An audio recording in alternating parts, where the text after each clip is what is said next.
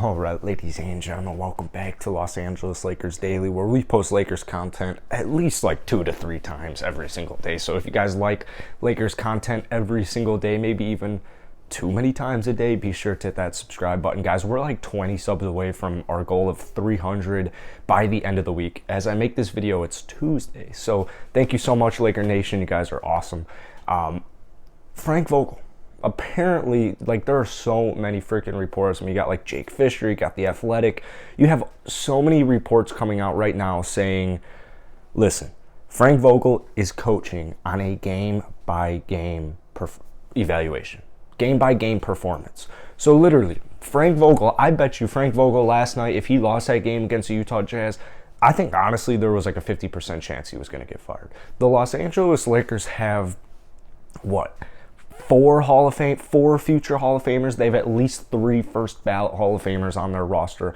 I understand Carmelo Anthony, is old. But Anthony Davis, I mean, I see no reason why he won't end up making the Hall of Fame when it's all said and done. He's one of the best big men in the entire league, especially defensively. But this Lakers team is 22-22 right now. They just got back to 500. I will admit that win last night against the Utah Jazz was huge. But what was even huger, in my opinion, was the fact that they held Utah to only 96 points. To me, that is kind of like more important, because offensively, I'm not really worried about this Lakers team. I'm not even really worried about Russell Westbrook, because I just think they're going to figure out ways to score the basketball as they've been doing all season, like regardless. Regardless if Russell Westbrook's on that team or not, offensively, they're going to find a way to score 100 points every single night at the very, very least. And when Anthony Davis comes back, when Carmelo Anthony comes back, when Kendrick Nunn comes back, they're going to get such a nice scoring flux. So I don't have any future worries about the Lakers as far as scoring the basketball. You know, I understand, Malik Monk's a little inconsistent. Talen's extremely inconsistent as far as offense goes. But like I said, man, I really think once Anthony Davis comes back offensively, there won't be any worries. And, honestly, there hasn't even really been any worries about the Lakers' offense as of late. It's really just been the defense.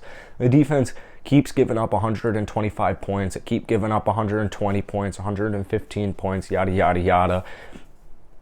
In my opinion, for me, I don't think Frank Vogel ends up getting fired because, like I said, Anthony Davis, top 5 defensive player in the NBA, one of the best two-way players in the entire NBA, top 5 two-way player in the NBA when he's healthy, in my opinion. And I think just once Anthony Davis returns, I don't think, honestly, the Lakers are going to have that many issues. I think the biggest issue for the Lakers is staying healthy. You have a LeBron James who's scoring over 30 points per game.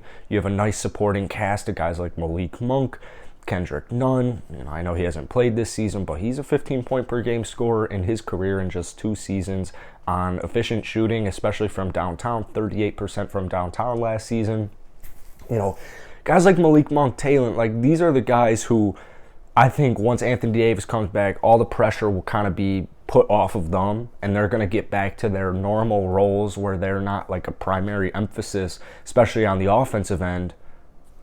I think the Lakers are going to kind of feast with Anthony Davis. Now, the way they're playing defense right now, first round exit, but Anthony Davis, top 5 defender in the entire NBA, and the biggest issue with Anthony Davis is that they call him street clothes for a reason, because he's always wearing his damn street clothes. He's always injured. He's never out on that court. So if Anthony Davis can stay healthy, if LeBron James can stay healthy, if Russell Westbrook can stay healthy, I see no reason why the Lakers won't have a very successful second half. In fact, I think it's already starting to click right now with Russell Westbrook and with the Lakers. I think the players around him are starting to learn how to mesh with him, how to play with him. I think he's kind of starting to mesh, like learning other players' tendencies, knowing like what not to do, stop taking all these ill-advised threes. But I understand the concern with Frank Vogel, 22-22. They're going to have to find a scapegoat. There's always going to be a scapegoat, especially with a LeBron James team. There's always going to be a scapegoat. And it looks like right now, honestly, it's obviously Russell Westbrook, and you're also getting a little bit of Frank Vogel in here. But like I said, I don't think Frank Vogel ends up getting fired at any point in this basketball season. To be honest, I think he's above average coach. There's no way I think Frank Vogel is an average coach. I mean, you can't win a championship, being an average coach. He's got the resume. He's got an impressive defensive resume, and I just still have the Lakers as my finals lock because I just feel like, as Dwight Howard said a couple of weeks ago, once this team starts meshing, it's over.